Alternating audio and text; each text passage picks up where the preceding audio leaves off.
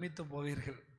வலை நிரம்பின போது பேதுருவும் பேதுருவும் அவனுடைய சகோதரனாகிய அந்திரேயாவும் பிரமித்தார்களாம். ஏன் தெரியுமா பிரமித்தாங்க? நைட்டு ஃபுல்லாக வலையை போட்டு பார்க்குறாங்க. நைட்டு ஃபுல்லாக ஒன்றுமே கிடைக்கல. இன்றைக்கி நிறைய வியாபாரங்கள் பண்ணி பார்க்குறோம், நிறைய தொழில் பண்ணி பார்க்குறோம், நிறைய பிரயாசப்பட்டு பார்க்குறோம்.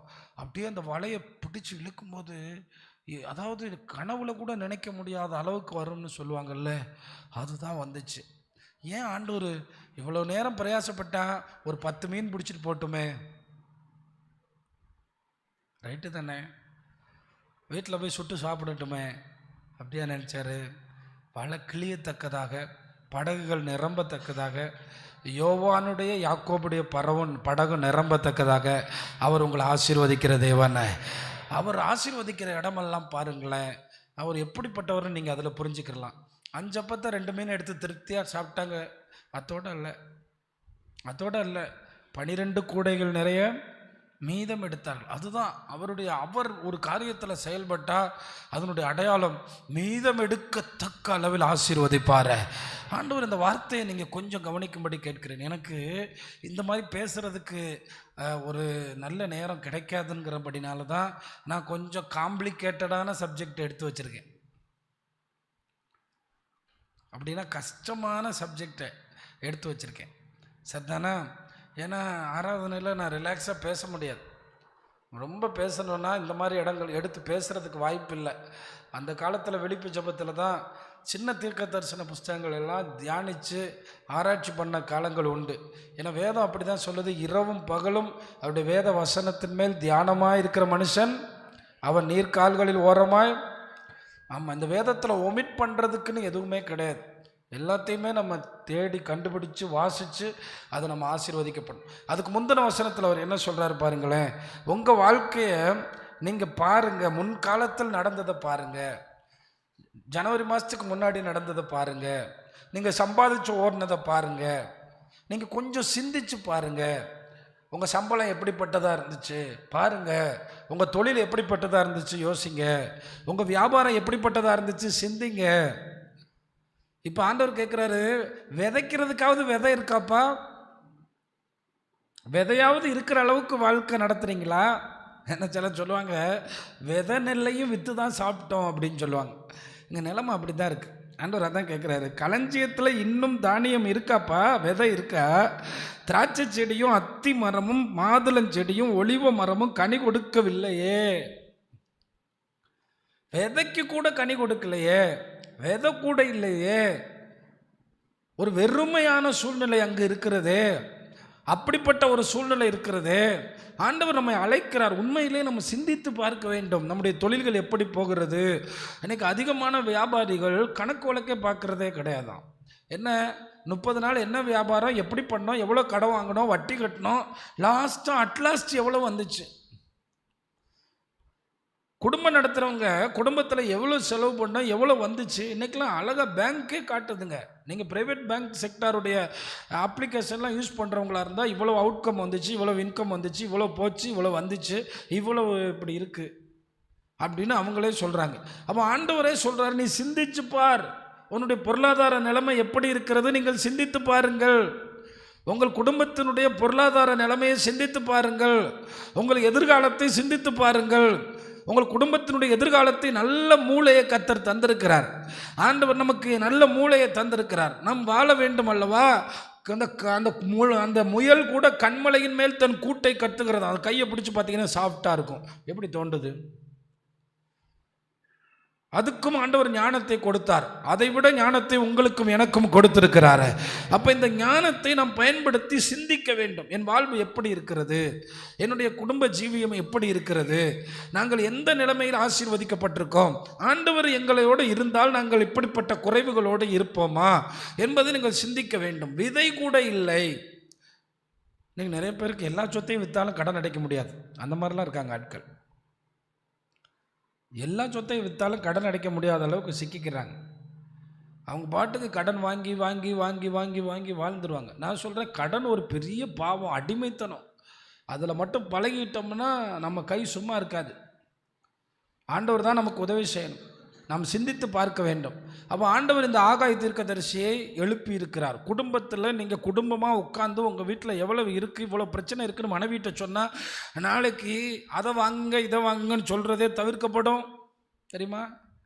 ஐயோ எங்கள் வீட்டுக்காரனுக்கு இவ்வளோ கடன் இருக்கா, பாவம் இல்லையா அவர், அப்போ சீக்கிரமாக நம்ம 2 பேரும் சேர்ந்து கடன் அடைக்கணுங்கிற உணர்வு வரும். அங்கே ஒரு திறந்த இருதயம் வரணும். எல்லாத்தையும் ஆண்டவர் இன்னைக்கு சிந்திச்சு பார்க்க சொல்கிறார். ஆனால் ஆண்டவர் ஒரு வார்த்தையை சொல்லி முடிக்கிறார், ஒரு அற்புதமான வாக்குத்தத்தம். நான் இன்று முதல் உங்களை என்ன செய்ய போகிறேன். ஆண்டவர் ஏன் இந்த வார்த்தையை பதிவு செய்தார்? இதோ ரொம்ப முக்கியம். இவ்வளவு காலம் இவர்களுடைய வாழ்க்கையில் பொருளாதார குறைவு வந்ததற்கு காரணம் என்ன? இதை ஆகாய் தீர்க்கதரிசி அழகாய் சொல்லுகிறார். ஆகாய் தீர்க்கதரிசி அவர் எழுதின காலகட்டத்தை வருஷத்தோடு இங்கே எழுதி வைத்திருக்கிறார். எல்லாத்துலேயுமே வருஷம் இருக்கிறது. என்ன வருஷம் பார்த்தீங்கன்னா, ஆகாய் 1ஆம் அதிகாரம் 1ஆம் வசனத்தில் பார்த்தீங்கன்னா, ராஜாவாகிய தரியு அரசாண்ட 2ஆம் வருஷம் 6ஆம் மாதம் 1ஆம் தேதியிலே கர்த்தருடைய வார்த்தை ஆகாய் என்னும் தீர்க்கதரிசிக்கு உண்டாயிருக்கு. பாருங்க, அப்ப தரியு அரசாண்ட 2வது வருஷம் 6வது மாசத்துல இருந்து அவர் தன்னுடைய தீர்க்க தரிசனத்தை உரைக்க ஆரம்பிக்கிறார்.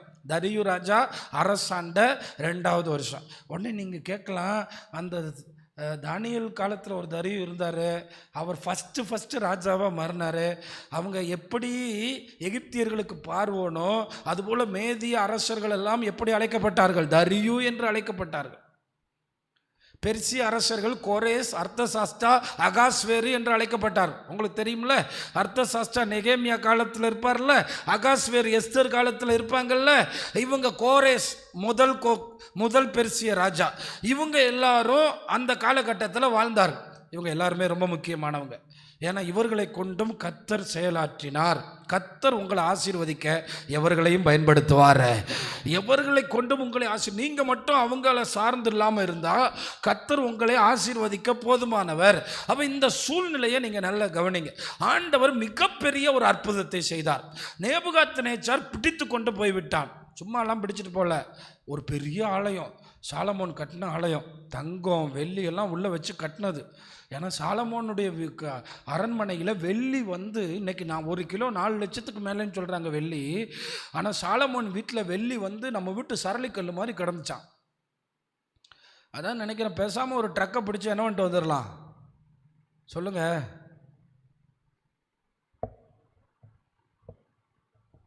அவ்வளோ வெள்ளி இருந்துச்சான் வீட்டில். அப்போ வெள்ளி சாலமோனுடைய காலத்தில் ஒரு பொருட்டாவே நினைக்கப்படலை. இன்றைக்கி ஒரு அம்மா பேட்டியில் சொன்னாங்க டிவியில், இப்போ தங்கம் வாங்குற மாதிரி முடியல, என்னமாவது வாங்கி வைப்போம்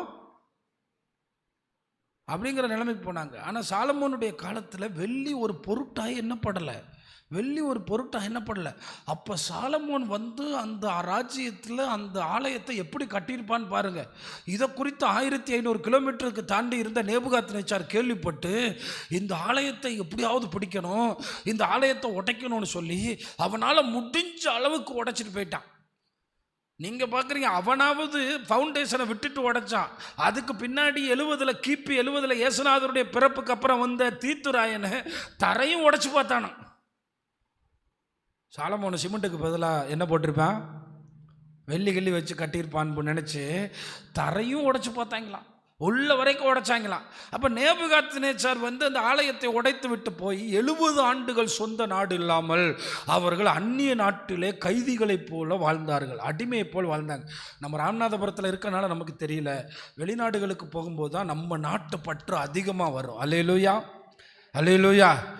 அது மாதிரி தமிழ்நாட்டை விட்டு போனால் தான் தமிழன்கிற பற்று வரும், நாங்கள் தமிழர்கள் அப்படிங்கிற பற்று வரும். அப்போ இங்கே கவனிங்க, இவர்கள் வெளிநாட்டில் போய் 70 வருஷங்களாக வாழ்ந்தார்கள். அம்மா அப்பா உறவுகள் குடும்பங்கள் ஆலயம் தேவன் பிரதான ஆசாரியர் யாருமே இல்லை, ஒரு அடிமைத்தனம், நம்பிக்கையற்று போனார்கள். இனி நம்ம நாட்டுக்கு போவோம் என்கிற நம்பிக்கை வரவில்லை. திடீரென்று கர்த்தர் கோரேஸ் ராஜாவை எழுப்பி அவனுடைய இதயத்தில் ஏவி, உன்னை முத்திரை மோதிரமாக தெரிந்து கொண்டேன். யார் அவன், அவனுக்கு என்னையா சம்பந்தம்? திடீர்னு ஒரு ஆள் கூப்பிட்டு நீங்கள் உங்கள் நாட்டுக்கு போகலாம், உங்கள் நாட்டில் இருந்து கொண்டு வந்த தங்கம், உங்க நாட்டில் இருந்து கொண்டு வந்த வெள்ளி, உங்க நாட்டில் இருந்து கொண்டு வந்த கடவுளுடைய பாத்திரம் எல்லாத்தையும் எடுத்துட்டு போயிருங்க, எல்லாத்தையும் கொண்டு போய் உங்க ஆண்டவருக்கு ஆலயத்தை கட்டுங்க. இப்படி நமக்கு யாராவது சொன்னா எப்படி இருக்கும் நினைச்சு பாருங்க. அப்போ ஆண்டவர் எவ்வளோ பெரிய அற்புதத்தை நாங்கள்லாம் கேட்குறோம், பட்டா இடத்துல நாங்கள் வாங்கிக்கிறோம், நீங்கள் அனுமதி மட்டும் கொடுங்க, நாங்கள் பாட்டுக்கு வாங்கி எங்கள் காசில் கட்டுறோம். ஆனால் அன்னைக்கு எல்லாமே உப்பு கூட தர்றேன்னு சொன்னார் கோரேஷ். எல்லாத்தையும் நான் உங்களுக்கு தந்து எல்லாத்தையும் உங்களுக்கு நானே தர்றேன், நீங்கள் போய் ஃபிட்டிங் பண்ணுங்கப்பா, சர்ச்சை கட்டி அதுக்குள்ளே இந்த தங்கத்தை எல்லாம் வச்சு உங்கள் கடவுளுக்கு நீங்கள் தொழுகை நடத்துங்க, உங்கள் கடவுளை நீங்கள் ஆராதிங்க, உங்கள் கடவுளுக்கு நீங்கள் பலி செலுத்துங்க, இல்லைன்னா அந்த கடவுளுடைய கோபம் என் மேலே வந்துடும் அப்படின்னு சொல்கிற அளவுக்கு கர்த்தர் வழி திறந்தார். உங்கள் வாழ்க்கையிலையும் சில நேரம் அதிகாரிகள் அப்படி திறப்பாரு. உங்கள் கடவுளுக்கு நீ பாட்டுக்கும் ஆராதனைக்கு போயிருப்பா, நீ சர்ச்சுக்கு போப்பா, நீ ஆண்டவரை ஆராதிப்பா. கோரேசுகளை எழுப்புகிறது கர்த்தர், கோரேசுகளை பேர் சொல்லி அழைச்சது கர்த்தர். இந்த கோரேசு யோவான் ஸ்நானகன் மாதிரி, ஆண்டவராகிய இயேசு மாதிரி, தானியேல் மாதிரி பிறக்கிறதுக்கு முன்னமே பேர் சொல்லி அழைக்கப்பட்டவன். பிறக்கிறதுக்கு முன்னையே கர்த்தர் பேர் சொல்லி அழைச்ச ஒரு புறஜாதிய ராஜானா அது கோரேஸ் தான். நமக்காக கர்த்தர் அப்படிப்பட்ட அற்புதங்களை செய்வார். அப்ப இஸ்ரவேல் ஜனங்கள் மனசுல நினைச்சிருந்தாங்க, இனி அவ்வளவுதான், ஐயோ இனி அவ்வளவுதான், என் வாழ்க்கை அவ்வளவுதான், என் நிலைமை அவ்வளவுதான், என் குடும்பம் அவ்வளவுதான், என் பிள்ளைங்க அவ்வளவுதான், எனக்கு வயசாயிருச்சு அப்படி நினைக்கும் போது நம்முடைய தேவன் கோரேசுகளை எழுப்பி நம்மை ஆசீர்வதிக்க வல்லவர். அவருடைய வல்லமையை அனுப்பி நம்மை ஆசீர்வதிக்க வல்லவர். அவர் வெண்கல கதவுகளையும் இருப்பு தாழ்பால்களையும் உடைக்கிறவர். ஸ்ட்ராங்ல வந்து வெண்கலம் தான் ரொம்ப அதிகம், அதையே உடைச்சு போட்டுருவார் உங்களுக்காக.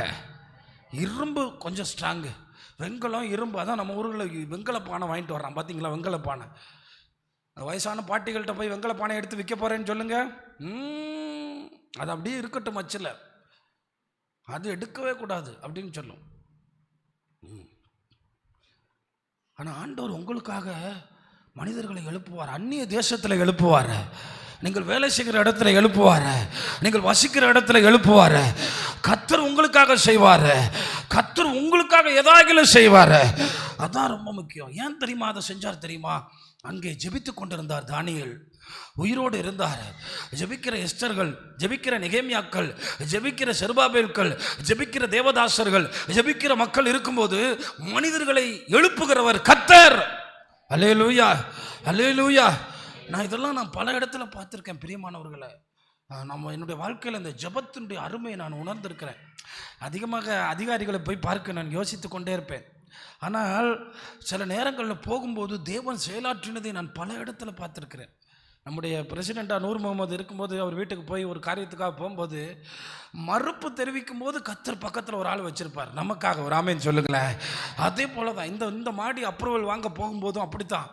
வெறுமையாக தான் வெளியே வர்ற நேரத்தில் ஒரு பெண்ணை கர்த்தர் அங்கே வைத்திருந்தார். இப்படி தேவன் ஆங்காங்கே அதுக்கெல்லாம் காரணம் உங்கள் ஜெபந்தான். நீங்கள் ஜெபம் பண்ணீங்க, நான் போனேன். நீங்கள் எல்லாரும் ஜெபம் பண்ணீங்க, நான் போனேன். அதுவும் இந்த நம்மளை பார்த்தா நம்ம என்ன போயிட்டு அப்படி 10 பேரோட இறங்குற ஆட்களா, நம்ம தனியாக ஒரு பைக்கில் போய் இறங்கி, சார் நம்மளை பார்த்தாலே இவங்க எவன்டா என்ன அட்ரஸ் இல்லாத ஆள் மாதிரி வர்றாங்கன்னு. ஆனால் நமக்கு முகமறி கொடுக்கிறவர் அவர், நமக்காக வழி திறக்கிறவர் அவர். அதனால தான் உங்கள் வாழ்க்கையில் நீங்கள் எங்கே போனாலும் ஜெபம் பண்ணிட்டு போங்க. உங்கள் சின்ன ஜெபம் ரொம்ப வலிமையானது. அதிகாரிகளை பார்க்கும்போது ஜெபம் பண்ணிட்டு போங்க.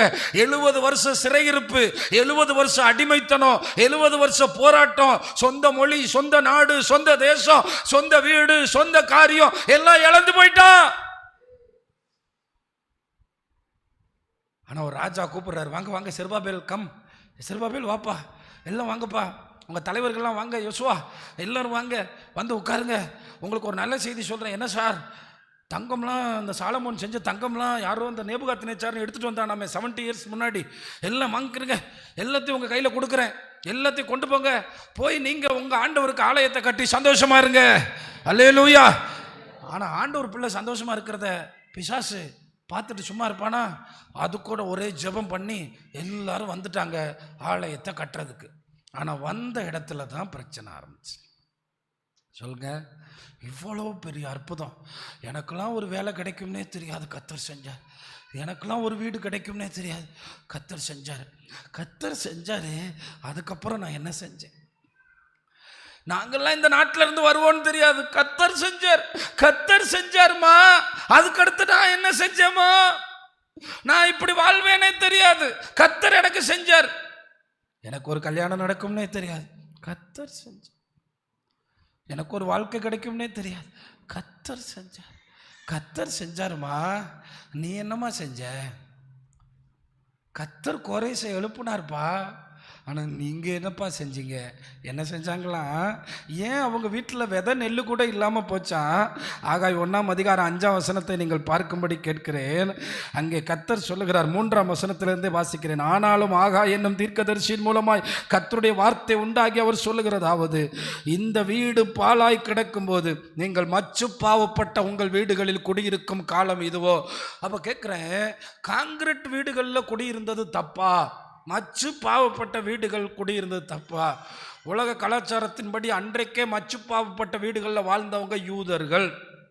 எப்படி சொல்கிறேன்னு தெரியுமா? இயேசுநாதர் பெந்தைக்கோஸ்தே நாளில் ஊற்றப்பட்ட ஆவியானவர் மச்சு வீட்டில் தான் ஊற்றப்பட்டார். இயேசுநாதர் பந்தி ஆசரித்த வீடு மச்சு வீடு, சேம் வீடு. அப்போ இஸ்ரவேலில் இன்னைக்கு 2000 வருஷத்துக்கு முன்னாடி மாடு வீடு இருந்துச்சு. சூனேமியாளுடைய வீடு என்ன வீடு? மாடி வீடு. மாடியில் யாருக்கு ரூமு? எலிசாவுக்கு ரூமு. அப்போ மச்சு வீடுகள் அவர்களுடைய கலாச்சாரத்தில் அன்றைக்கே இருந்திருக்கு. என்ன, ஆனால் நம்ம இன்னும் மச்சு வீட்டில் இல்லை. அப்போ ஆண்டவர் மச்சு வீட்டுக்கு எதிராளியா? மச்சு வீட்டுக்கு எதிராளி இல்லைப்பா. மச்சு வீடு கட்டினது அவருக்கு வருத்தமா? மச்சு வீடு கட்டினது அவர் வருத்தம் இல்லைப்பா. முதல்ல என் வீடை எங்கப்பா பண்ணீங்க? உங்களை கூட்டிட்டு வந்து தங்கம்லாம் கொடுத்துட்டு வச்சனே, அதெல்லாம் எங்கப்பா வச்சிருக்கீங்க? என் வீட்டை என்ன பண்ணீங்க? என் வீடு பாலா கிடக்கு, அதுக்கு நீங்க என்ன கேரண்டி கொடுத்தீங்க? அவ்வளவு அவசரமா? அதான் அவர் கேட்குறார், அவ்வளவு அவசரமா? அல்லேலூயா, அல்லேலூயா, அல்லேலூயா. எனக்கு தெரிஞ்ச ஒரு பாஸ்டர் முதல்ல வீடு கட்டினார், அப்புறம் சர்ச்சு கட்டினார். கடைசியில் அவர் ரிட்டையர்ட் ஆகி போயிட்டார். டிரான்ஸ்ஃபர் ஆகி அனுப்பிட்டாங்க. முதல்ல கர்த்தருக்கு தான் செய்யணும். அல்லேலூயா. முதல்ல கர்த்தருக்கு நல்ல ஆமேன்னு சொல்லுங்க. ஏன்னா ஆண்டவர் இங்கே தொடங்கும் போதே சொல்றாரு, என் வீடு பாலா கிடக்குன்னு சொல்றாரு. என் வீடு எப்படி கிடக்கா? 4ஆம் வசனத்தில் இந்த வீடு பாலாய் கிடக்கும் போது காட்டுறாரு பாருங்க, இந்த வீடு பாலா கிடக்கு. நீங்க என்ன மச்சு வீட்டில் வாழ்றீங்க? அதனால தான் சொல்றேன், நேற்று ராத்திரி இவங்க மைக்கில் சொல்லும்போது எனக்கு வலிச்சிச்சுங்க. 1.5 லட்சம், 2 லட்சம், 3 லட்சம். நம்ம காணிக்கலாம் இப்போ எப்படி போடுறோம்? 5 ரூபா, 10 ரூபா, 15 ரூபா. அவன் எப்படி கொடுக்குறான்? 1.5 லட்சம், 2 லட்சம், 3 லட்சம். இன்னைக்கு கொஞ்சம் கொஞ்சமாக கடை வாங்கி தேவனுக்கும் கடன்காரனாக்கிட்டோம். நம்ம எப்போ நம்ம பொருளாதாரத்தில் ஆண்டவரை மறக்க ஆரம்பிக்கிறோமோ அன்னைக்கு நம்ம விதை நெல்லையும் இழக்க வேண்டிய நிலைமை வரும். நமக்கு இருக்கிற கொஞ்சத்தை இழக்க. நிறைய பேர் நினைக்கிறாங்க, இந்த காசை சேர்த்து வச்சு, அந்த காசை சேர்த்து வச்சு, இந்த காசை சேர்த்து வச்சு அதை செய்ய போகிறேன், இதை செய்ய போகிறேன், அந்த காசை இன்னும் கொஞ்சம் ஆக்கி அதை செய்ய போறேன். இங்க ஆண்டவர் சொல்றாரு, ஒன்னு அழைச்சிட்டு வந்ததுன்னா, கோரேசுடைய மூலமா உங்களுக்கு கதவு திறந்ததுன்னா, அந்த நாட்டில இருந்து 1500 கிலோமீட்டர் உங்களை பாதுகாப்போடு கொண்டு வந்ததுன்னா, அந்த தங்கத்தை எல்லாம் எப்படி கொண்டு வருவேன்னு எஸ்ரா நினைக்கும் போது ஆண்டவர் ஜெபத்தை கேட்டு பாதுகாப்பாய் கொண்டு வர வைத்தார். ஏன்னா நாட்டுக்கு கொள்ளையர்கள் இருந்தாங்க. இந்த தங்கத்தை எவனாவது கொள்ளையடிச்சிட்டானா என்ன பண்றது? ரொம்ப கவனமா கர்த்தருடைய ஆலயத்தின் பாத்திரங்கள் இவ்வளவு கவனமா வரும்போது கர்த்தருடைய நோக்கத்தை மறந்துட்டாங்க. இதை நான் கொஞ்சம் வேகமா வாசிக்கிறேன். இப்போதும் சேனைகளின் கர்த்தர் சொல்லுகிறார், உங்கள் வழிகளை சிந்தித்து பாருங்கள். இன்னைக்கு ஆண்டவர் அதான் சொல்றாரு, வேலை தாங்க ஆண்டவர், உமக்காக ஊழியம் செய்வேன், நான் அப்படி போவேன் இப்படி போவேன், உமக்காக நான் மறக்க மாட்டேன், உம்முடைய பிள்ளையா வாழ்வேன் கடைசி வரைக்கும். அது அந்த வேலைக்கு வர்றதுக்கு முன்னாடி தான் அந்த ஜெபம். நிறைய கிறிஸ்தவர்கள் வேலை பார்த்தும் ஆசீர்வதிக்கப்படாததுக்கு, விதை நெல்லு கூட மிச்சம் இல்லாததுக்கு காரணம் என்ன தெரியுமா? நீங்கள் பெறப்போகிற 20 30 இன்றைய சம்பளமே இல்லை. தெரியுமா உங்களுக்கு? ஒரு ஐடி எம்ப்ளாய்க்கு மாதம் 2 லட்சம் ரூபா சம்பளம். ஃப்ரெஷ் கேண்டிடேட்டுக்கு, ஒரு ஐடி எம்ப்ளாய்க்கு ஃப்ரெஷ் கேண்டிடேட்டுக்கு எம்என்சி கம்பெனியில் மாதம் 2 lakhs சம்பளம். நீங்கள் வாங்குறது சம்பளம் இல்லை, பேட்டா. நான் சொல்கிறது ஒரு வருஷத்துக்கு 2 லட்சம் இல்லை, ஒரு மாதத்துக்கு சென்னையில் ஒரு ஐடி எம்ப்ளாய்க்கு 2 lakhs சம்பளங்க. ஆண்டவர் சொல்றார், உனக்காக வாசல்களை திறக்கிற கர்த்தர், உங்களுக்காக திறக்கிற கர்த்தர், நமக்காக திறக்கிற கர்த்தர்.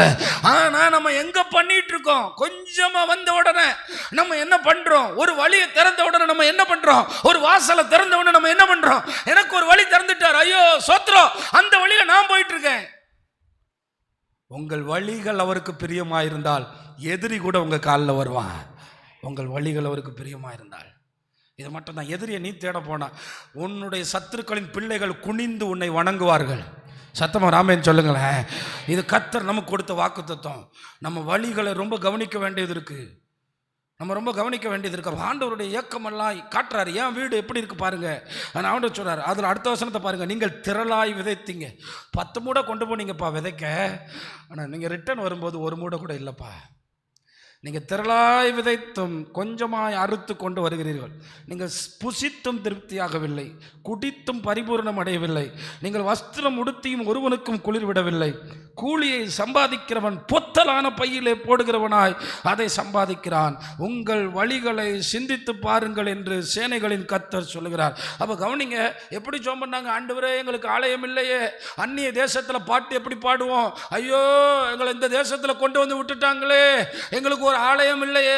ஆனால் வந்த பிறகு மாடி வீடு கட்டிட்டான். நானே ஜெபம் பண்ணுறேன், பிள்ளைங்க மாடி வீடு கட்டணும். ஆனால் வழிகள் கவனமாக இருக்கணும்.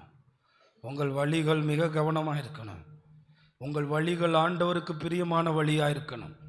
நீங்கள் ஆண்டவர் உங்களை இவ்வளவு அழகாய் படைத்திருக்கிறார் என்றால் நீங்கள் ஒரு வழியிலே நடக்க வேண்டும் என்று அவர் திட்டம் பண்ணியிருப்பார். அந்த வழியை நீங்கள் மறந்து போகக்கூடாது. ஆனால் வழியிலிருந்து நீங்கள் தவறி போகக்கூடாது. அடுத்த வசனத்திலே சொல்கிறார். அவர் சொல்கிறார், மலையில் போங்கப்பா, நீங்கள் மலை மேலே ஏறி போய் மரங்களை வெட்டி கொண்டு வந்து ஆலயத்தை கட்டுங்கள், அதன் பேரில் நான் பிரியமாக இருப்பேன், அதனால் என் மகிமை விளங்கும் என்று கர்த்தர் சொல்லுகிறார். மறுபடியும் அவர் சொல்கிறார் 9ஆம் வசனத்தில், அதிகமாக வரும் என்று நீங்கள் எதிர்பார்த்தும் இதோ கொஞ்சமாய் கிடைத்தது. நம்ம எல்லாருக்கும் சேர்த்து தான். என்ன நீங்கள் மட்டும் மோசமானவங்க, நான் நல்லவனா? எல்லாருக்கும் கொஞ்சமாக தான் கிடைக்குது. எல்லாருமே எங்கேயோ ட்ராக் மாதிரி தான் நிற்கிறோம். என்ன எல்லாருமே எந்த பிளாட்ஃபார்மில் நிற்கணுமோ அந்த பிளாட்ஃபார்மில் இல்லாமல் வேறு ஏதோ பிளாட்ஃபார்மில் நின்றுக்கிட்டு இருக்கோம்.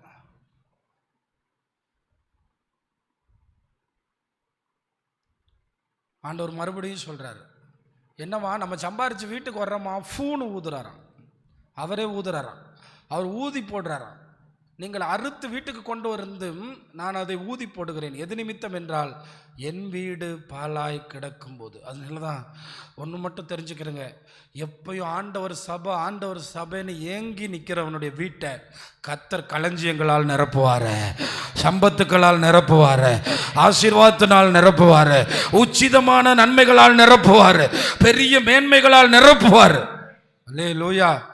அவர் பெரியவர். ஆமாம், நான் விசுவாசிகளுக்கு கொண்டு சொல்கிறேன், உங்களுக்கு வேர்ல்ட்லி பிளஸ் வேணும்னா பாஸ்டர் பார்த்து செய்யணும்னு நினைக்கக்கூடாது.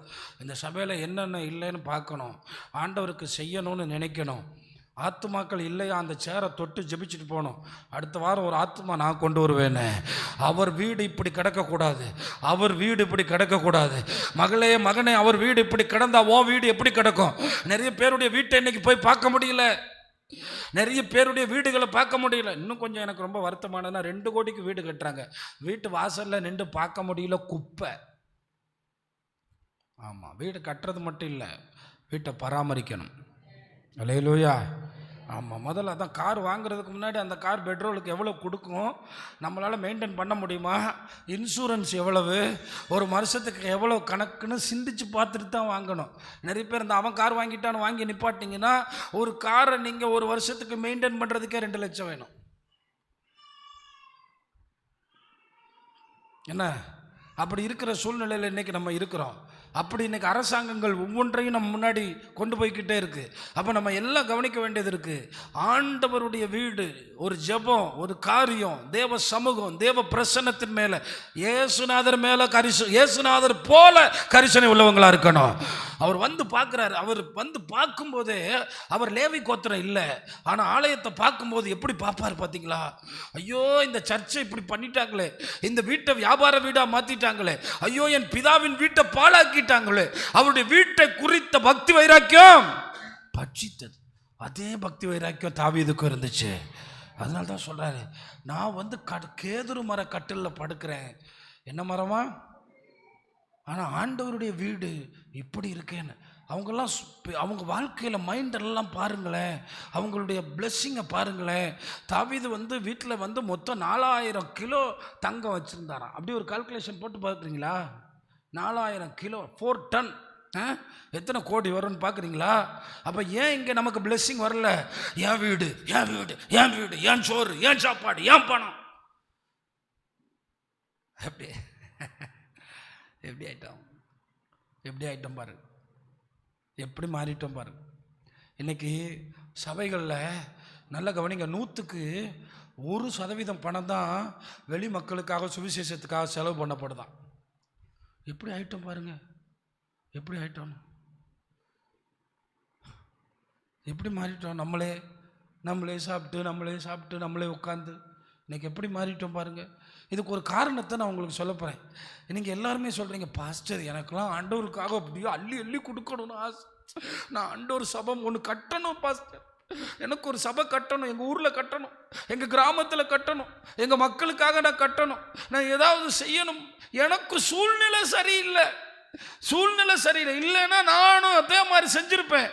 உங்களை மாதிரியே தான் இவங்களும். என்ன தெரியுமா, அவங்க யாருமே வீடு கட்ட வரல, யாருமே மச்சு வீடு கட்ட வரல. இப்போ சொன்னா உங்களுக்கு எல்லாருக்கும் ஷாக்காயிரும். மனசில் கூட அவங்க அப்படி நினைக்கல, யாருமே மச்சு வீடு கட்டணும்னு நினைக்கல. சரன்னு ஆம்பளை ஆட்கள்லாம் வந்தாங்க. வந்துட்டு சாலமோன் கட்டின ஆலயம் 70 வருஷமா புல்லு கிடந்துச்சு, உட்காந்து அழுதாங்க, புல்லெல்லாம் வெட்டினாங்க. அப்போ தாத்தாலாம் சுற்றி வந்து நின்று, இதை இடிக்கும் போது நான் பார்த்தேன்டா, உனக்கு தெரியுமா எப்படி இடிச்சாங்கன்னு, அப்படியே வந்து உடைச்சாங்கடா. சரி பரவாயில்ல விடுங்க, இப்போ கட்டிடுவோம் அப்படின்னு இவங்க கட்டுறாங்கன்னு செய்தி தெரிஞ்ச உடனே அங்கே இருந்த அசீரிய ராஜாவினால் பிடித்து கொண்டு வரப்பட்ட, இவ்விடத்துக்கு எங்களை வரப்பண்ணின அசீரியாவின் ராஜாவாகிய எசரத்தோன் நாட்கள் முதற்கொண்டு அவருக்கு நாங்களும் பலியிட்டு வருகிறோம். பாருங்க, ஆண்டவருக்கு பலியிடுறாங்களாம் என்று அவர்களோடே சொன்னார்கள். அதற்கு செருபாபேலும் யெசுவாவும் இஸ்ரவேலின் மற்றும் உள்ள தலைவரான பிதாக்களும் அவர்களை நோக்கி, எங்கள் தேவனுக்கு ஆலயத்தை கட்டுவதற்கு உங்களுக்கும் எங்களுக்கும் சம்பந்தம் இல்லை. பெர்சியாவின் ராஜாவாகிய கோரேஸ் ராஜா எங்களுக்கு கட்டளையிட்டபடி நாங்களே இஸ்ரவேலின் தேவனாகிய கர்த்தருக்கு என்ன கட்டுவோம்.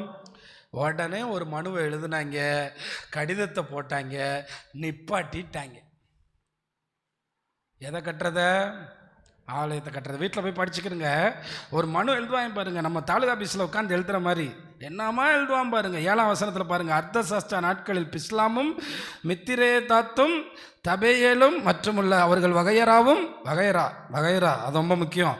பெர்சிய ராஜாவான அர்த்தசாஸ்திரா காலத்தில் யார் இருந்தா? நெகேமியா. அப்போ இங்கே தெரியுதா, நெகேமியா காலத்திலேயே ஆலயத்தை கட்ட ஆரம்பிச்சிட்டாங்க.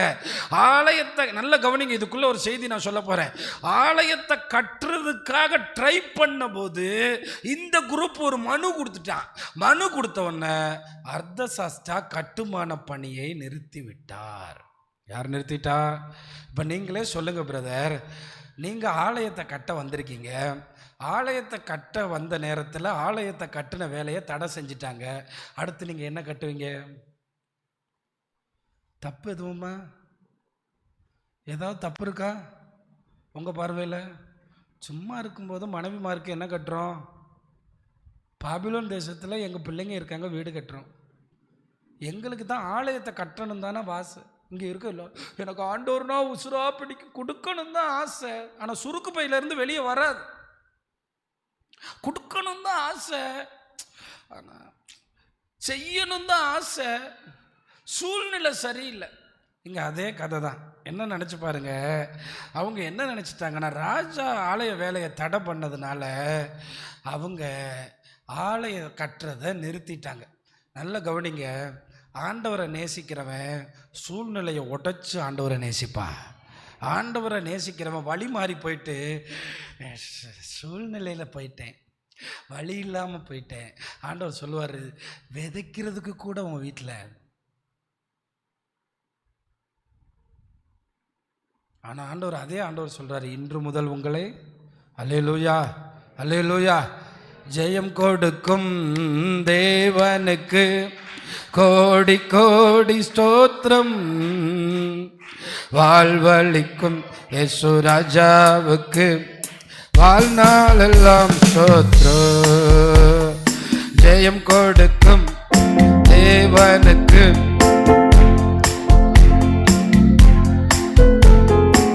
வாழ்வளிக்கும் இயேசு ராஜாவுக்கு வாழ்நாளெல்லாம் ஸ்தோத்திரம். கையை நல்லா தட்டி சொல்லுவோம், அல்லேலூயா அல்லேலூயா பாடுவேன். துணியா உயர்த்துவேன்.